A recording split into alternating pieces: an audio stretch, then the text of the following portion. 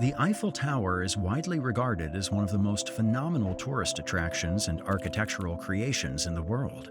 But aside from its tall iron stature and its twinkling nightlights, there's much more to the Eiffel Tower than meets the eye.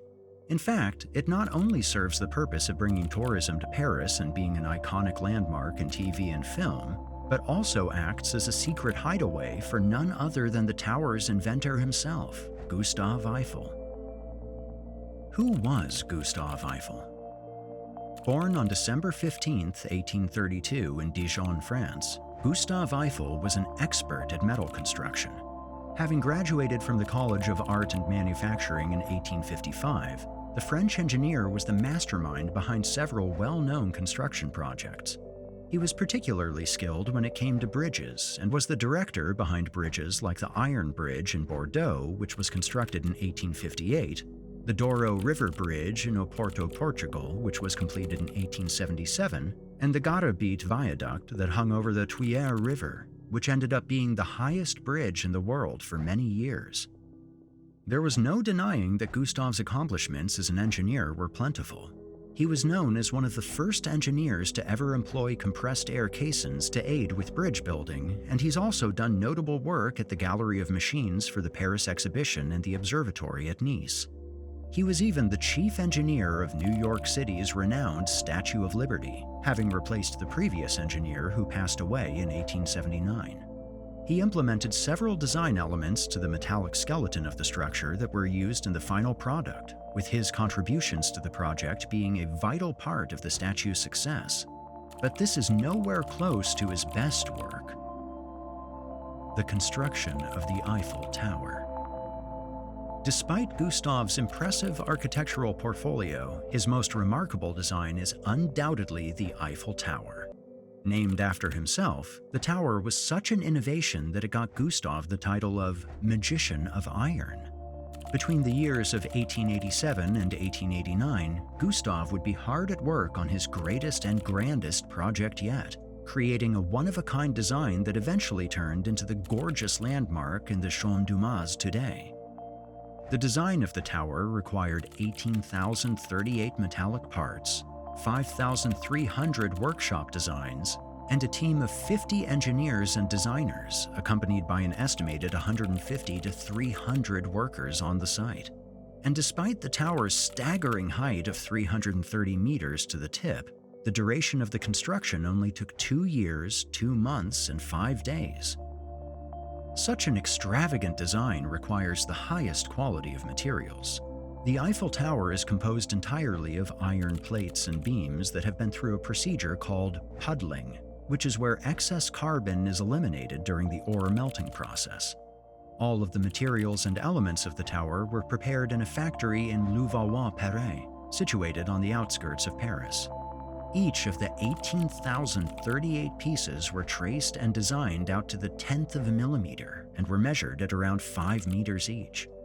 The pieces were first assembled using bolts to ensure feasibility in being used in the tower. Then, each metallic piece was fixed by terminally assembled rivets, one of the most popular construction techniques back in the 1800s that ensured a tight fit to the structure.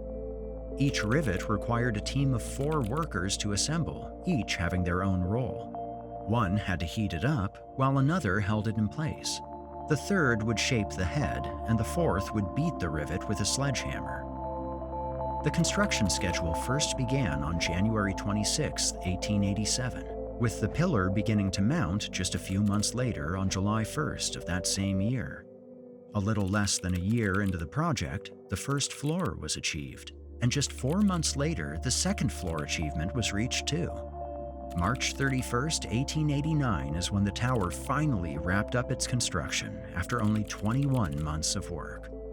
Although the speed at which the Eiffel Tower was built is impressive, to say the least, why the rush?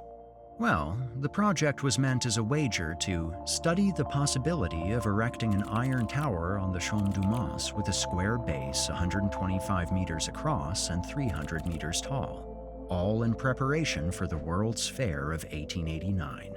The fair was to take place between May 1st and November 6th of 1889, so the team behind the Eiffel Tower worked diligently day and night to have construction concluded before then. And of course, they were successful. Originally meant as a temporary exhibit to showcase France's industrial power to the other nations in Europe, the Eiffel Tower has since evolved into a world-class tourism attraction, which brings in tens of millions of dollars to France each year through ticket sales.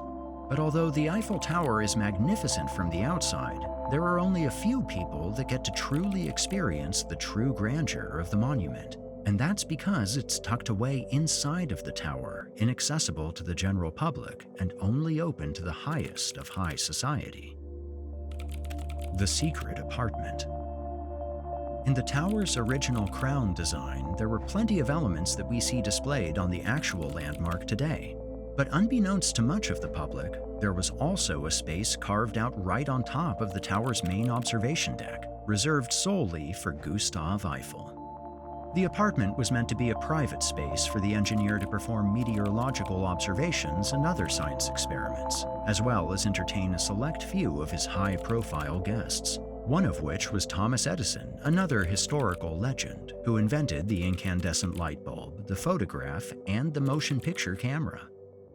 The apartment is roughly 100 square meters, or 1,075 square feet, and within its walls contains all the necessary amenities for comfortable living.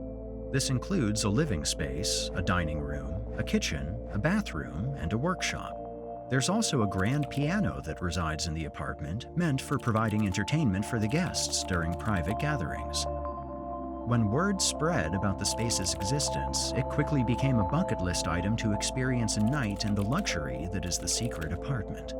Although the apartment was furnished in a simple style that the scientists liked, that didn't deter any prospective visitors.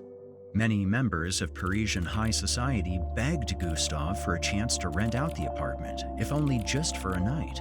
With the apartment sitting 1,000 feet in the air and nestled in the most iconic landmark in all of France, it's not surprising that these Parisian elite were willing to pay almost any price for a stay. However, the engineer refused, reminding the public that the space was meant for him and him alone. The Secret Apartment today. Today, the Secret Apartment remains almost as exclusive as it was when it was first created, with no one able to enter the actual unit.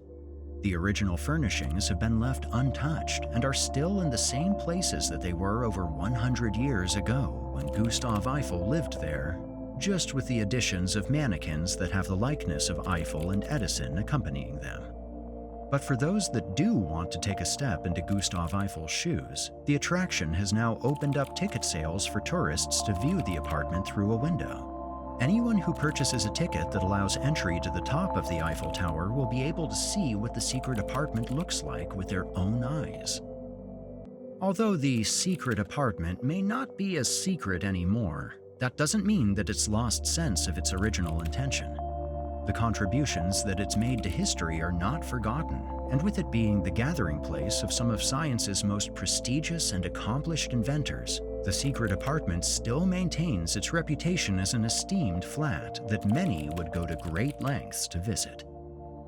The story of the Eiffel Tower's Secret Apartment is just one of many. In the coming weeks, we'll come up with more stories of what, why, how topics. If you enjoyed this story and want to see more like it, consider subscribing to our channel and hit that notification bell to stay up to date.